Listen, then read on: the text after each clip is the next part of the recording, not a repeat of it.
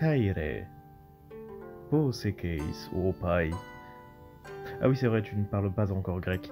Ce que je viens de dire signifie juste bonjour, comment vas-tu, cher élève?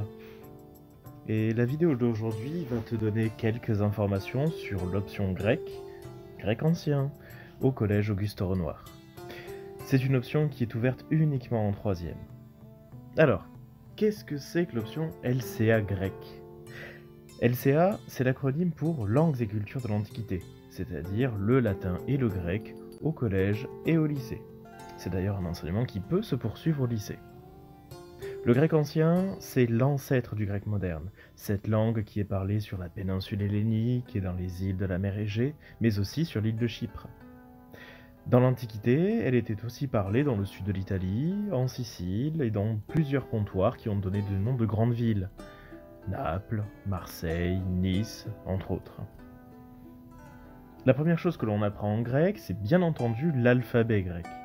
Il semble très différent du nôtre, mais en fait, c'est bien l'alphabet latin, celui qu'on utilise tous les jours, qui est dérivé de l'alphabet grec. D'ailleurs, tu connais plusieurs lettres grâce aux sciences. Pi, mu, oméga, rho, sigma, alpha, bêta, gamma, delta. Bon, je ne vais pas faire tout l'alphabet sitôt, laissons-nous le temps de la découverte. L'option grecque, c'est une option surtout culturelle, et ce à plusieurs échelles. D'abord, la culture littéraire, puisque l'on va parcourir les textes originaux de plusieurs auteurs, dont Homère, Hésiode, Échille, Sophocle, Euripide, Platon, Xénophon, et même peut-être Nonos de Panopolis, un auteur oublié de la fin de l'Antiquité. La culture historique est aussi importante, puisque nous allons découvrir les grands moments de l'histoire de la Grèce. Les Minoens, les Mycéniens, les guerres médiques, Sparte contre Athènes et la guerre du Péloponnèse, l'empire d'Alexandre le Grand. Peut-être que certains noms ne te disent rien, et c'est tout à fait normal.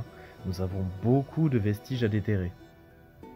Puisque le grec est une langue, il nous faut la considérer comme un objet linguistique. C'est pour toi une nouvelle langue, donc avec un nouveau vocabulaire qui sera à apprendre. Et d'ailleurs, le vocabulaire grec sera bien utile pour le lexique scientifique, depuis l'ophtalmologue, c'est-à-dire celui qui étudie, logos, l'œil, ophtalmos, jusqu'au papillon éphémère. L'éphémère, c'est un papillon qui vit moins d'une journée, puisque le mot héméra signifie justement le jour. Et enfin, ce que tu attends peut-être le plus, la culture mythologique. Les mythes et légendes de la Grèce n'auront jamais été aussi vivants. Et surtout, ils n'auront plus de secrets pour toi. Nous prendrons le temps de les étudier et de les comprendre, voire même de les comparer entre les différentes versions. Et sinon, concrètement, qu'est-ce qui se passe?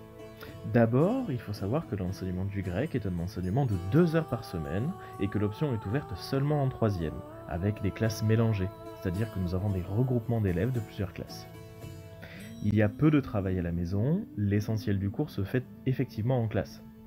Parfois il y a des révisions, et c'est normal, ou bien parfois des recherches à effectuer chez soi, mais rien de bien méchant.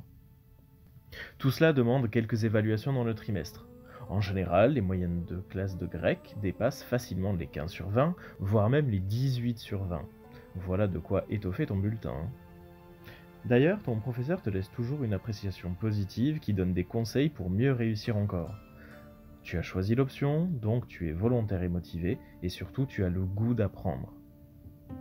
Aussi, pense que le grec offre un bonus au brevet. Il permet de gagner 10 ou 20 points. C'est toujours utile pour atteindre une mention. Mais aussi, tu peux avoir à demander un lycée sélectif, c'est-à-dire un lycée qui choisit ses élèves sur dossier. Le grec, comme toutes les autres options, est un plus pour ton dossier scolaire. Je rappelle au passage qu'il n'est pas nécessaire d'avoir fait du latin pour faire grec, mais c'est toujours mieux d'aimer les langues, et plus particulièrement les langues à déclinaison. Disons que les latinistes et les germanistes sont un tout petit peu avantagés, mais le retard est vite comblé. Alors, si tu es motivé, que peux-tu faire? Tout d'abord, tu peux répondre au sondage donné par tes professeurs de lettres classiques. Ce sondage nous est utile pour estimer le nombre d'élèves qui sont tentés par l'aventure et qui veulent s'inscrire. Ensuite, tu coches bien la case grecque dans les options de 3e pour que ton vœu soit bien pris en compte officiellement. Et enfin, tu attends patiemment la rentrée pour découvrir l'alphabet grec, les aventures de Zeus, de Thésée et des autres héros mythologiques. Je précise bien que tout le monde est accepté, quel que soit le niveau. Il suffit de vouloir étudier encore un peu plus l'Antiquité et ses influences sur notre monde. La motivation est la clé. Et voilà, c'est tout pour cette présentation du grec ancien pour la rentrée en 3e. Finissons avec cette petite formule pour se saluer, et j'espère te voir en cours de grec à la rentrée. Kaire!